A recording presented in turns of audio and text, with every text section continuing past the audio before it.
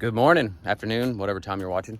So today we're going to be doing the ball joints and the tie rod ends and everything for the Cummins, the 06 3500. Let me show you what I ordered and we'll get started. Alrighty, so I went ahead and ordered all Moog stuff for the suspension and for the steering linkage and for the ball joints and stuff. I also ordered a ball joint tool set. It's got the complete set of all the parts and stuff like that, the extra add-ons and whatnot. Anyway, so I'm gonna do Moog this time. Maybe if I ever have to do this again, I'll do those ones that last forever. They're usually used for off-road, but we're gonna go Moog for now. All right, we're gonna get now that we got the tire off, we're gonna get the brake caliper off. You got a 13 millimeter here and the other one's on it right there. Let's go ahead and get those out and I'll be back. All right, so after you get the bolts out the back, you're gonna want to get a big ass clamp like this. Put it on the back of the caliper and put the screw part on your brake pad there. You want to compress that so that you can pull this damn thing off. Also, I had to bend these tabs up right there. All right, let me get this off and be back. All right, now after you slide the brake caliper off, what you're gonna do is, well, before you do that, you wanna undo these connectors right here. They connect in all these little spots right here so that you can bend that back and just put it on your little bar there. So next, we are going to need to get this off. And I don't know what size bolt that is yet, but I'll be back. All right, so what I did is I turned the truck on, turned the wheel to the right for the left-hand side or the driver's side, whatever you want to call it. It's an 18 millimeter 6-point to get these two off. I'm gonna get those out of there, get that off, and I'll be back. A good rule of thumb for me, if you can't remember where the bolts go that you take out, I always put them right back in the spot where they're supposed to go. So when everything goes back together, you're like, oh, there's the bolts. All right, so what I'm gonna go ahead and do, because my plan is to pull the axle shaft, because my truck's 4-wheel drive, pull the axle shaft out after I take these two and the other two on the other side out and do a quick trick method to push this hub assembly off of this knuckle here. So you wanna get your, I think it's either the speed sensor or ABS sensor, some shit like that. It's either one of those, but you wanna follow that one all the way up right here behind. This was the spot for it where this stuck through. You want to unplug that so that you can slide the whole thing out, and it's going to be the same for the other side. I'll be back. Oh yeah, and have a giant assortment of tools on hand, because you don't know what idiot before you worked on this vehicle, especially if it's 10 plus years old. You have no clue. So I'm about to have to tackle something here that some jackwagon did, but I'll be back. Okay. Wires disconnected. I hung the top part of it here like that because I mean, I don't think I'll forget, but you always want an extra reminder with, like, there's stuff that's got a lot of steps, so that's going to remind me that needs to be plugged in, even though I don't think I'll forget. But you know, a little bit of help counts, especially you've been working on something for a long period of time and then you go to do something and it just doesn't work and it really pisses you off. Anyway, I need to get these loosened up. I don't know what size that is yet, but I'll tell you in the next clip. Be right back.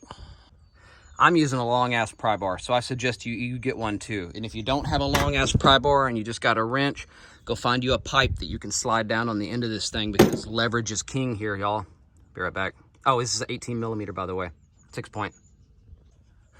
All right, so this trick can work better if you've got a buddy, obviously, but what you're going to do is you're going to want your socket and then some kind of impact extension. This is a 1/2 inch set here. And what you do is you want to take a few threads out so that it's a little bit loose on both the top and the bottom. And you want to get in there, start the truck, and you want to slowly turn the wheel to the left, which will take and put this into this wall over here, and it will help push this off the knuckle. And then we got to do the other side, and I'll be back. All right, when you finally get it broke loose, it'll be like that. it's a little bit of a pain in the butt doing this by yourself. If you got a wife or a girlfriend or something that's at home, have her come sitting in the truck and gently turn the wheel left and right as you move the socket from the top to the bottom and left to this side and this side. Let me show you my setup. Okay, so I used an 18 deep. You know, I don't recommend using a 12 point because it's a 6-point bolt. That's just what I had. Like a little 1.5 inch extension and then like a 4-inch extension, and that worked perfectly. All right, let me get this thing out of here and I'll be back. All right, folks, you're gonna wanna use your absolute best pull-out method right here because that thing is heavy as hell. All right, now I can get my steering arm disconnected.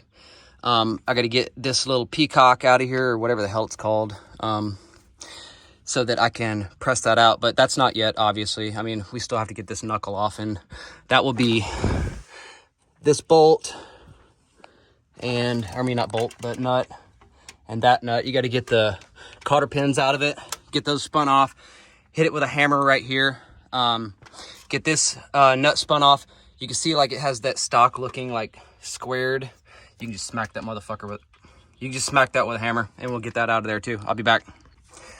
All right, this thing's being a douche canoe. So this is a 11mm 6-point to go on top so I can hold it and use this crescent wrench to finish this off, because now it's just, I don't know if you can see it, but it's actually spinning with it. So I got to hold it still and get that the threads the rest of the way off so we can go ahead and get this knuckle knocked off.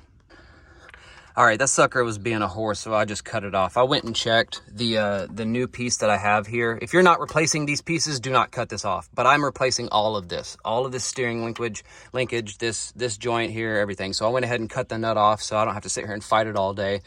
We're gonna drop that down and get this the nuts for the knuckle off next.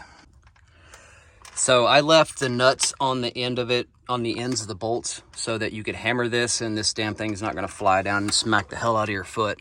So now we can just take those nuts off and knuckle will come off, and I'll be back. We got an 8mm on the grease fitting. I don't know if you need to take the top one out, but see how bad these are? You're not supposed to be able to wiggle these around. That one's, the top one's tighter for sure, but the bottom one is looser than a $2 hooker in Juarez. Anyways, I'll be back. Another little tip, have a little wire brush on hand, because you're going to want to wire brush this crap to probably be able to see the holes on this C-clip here that you got to take out, because this is probably covered in crap, kind of like mine is, or it could be worse. Anyways, I'll be back. All right, I'm going to tell you exactly what I did, but this is one of those do as I say and don't do as I do moments, because I only pressed this one out, and then I used my hammer after I took that out. Because this thing's damaged. I'm replacing it anyway. I just gave it a few smacks with the hammer. That one came right out. And then whenever I put this one back in and this one back in, I hammered them both in gently using one of the pieces from the ball joint set to make sure that I wasn't like screwing anything up. I'm hitting on the lip, obviously, but I got them both back in there. C-clips back in. I'm about to tighten that the oil spout, peacock, I don't know, whatever the name for that thing is. If you know, put it down in the comments below. Anyway, this is almost ready to have the knuckle come back on, and I will be back. Just a note, if your truck is 4-wheel drive like mine, that goes all the way to the gearbox. So you don't want metal or anything going in there. You're going to screw your shit up. You're going to be cussing like a muff. Anyway, don't forget your cotter pins. I'm about to get the axle shaft, put it back in, and I'll be right back. All right, so the little trick that I'm using is I was using this jack stand to hold this up, because this is just an awkward, heavy thing, especially with the U-joint there. Making it allow to flex and stuff like that. Anyway, I used the jack stand, got it up on there, started one bolt, and I'm about to get the other 3, and I'll be back. Okay, so this is the back side of the knuckle here. And what I'm doing is kind of like on a tire. I'm doing cross. I'm going this side up, that side down, up, down, like back and forth and across, and it's pushing the axle back in there and seating. All right. so those are all tightened up, as you can see.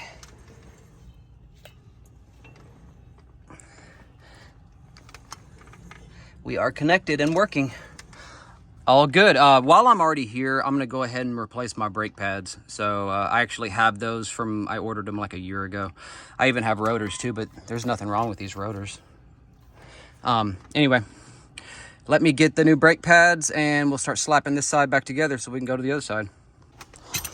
All right, to get your new brake pads on, you're gonna want this big C channel, the same one I used to compress the brake caliper to get it off.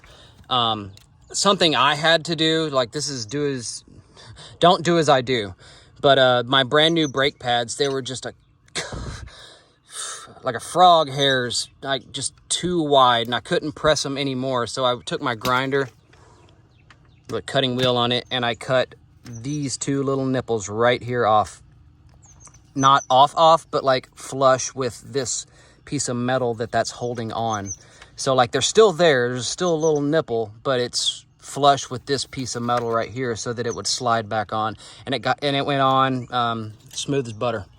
Anyway, I'm about to get these, sorry, sun came up.